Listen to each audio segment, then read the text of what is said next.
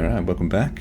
While doing these tutorials, I actually need to reload the window quite often. So I found a couple of ways of doing this. One is with a meta tag and one is with JavaScript. So the first way is probably the easiest, and that is with a meta tag. So I'll just type this here, meta, and then we go http equiv equals refresh. Actually, I might paste this in. There's no point watching me type this, is there? Here we go. So we go http equiv refresh and then content, and we give it a value of 30 to reload every 30 seconds. If we want to change this to 10, we can also do that. I'll just add an X here, and if I save this, it should wait 10 seconds and then something should appear here in 10 seconds. If this works. Maybe I should have set it to less than 10 seconds. Oh no, I have to reload it first to get this reload working, don't I? That makes sense. So now I type another X and then this reload should be working, and then we wait for the amount of seconds and we get 2 X's. Or we can add an emoji, as I do like to add emojis for some reason, and we'll set it to 5, so I don't have to wait so long. And then we can do another monkey, or we can do a monkey up the top. Yeah, because it will even reload the title up the top. We got another monkey, and do we have a monkey in the title? We do. So that's the first way of reloading, and the second way is a bit more complicated with a window timeout, which I found on, where did I find that actually? Stack Overflow.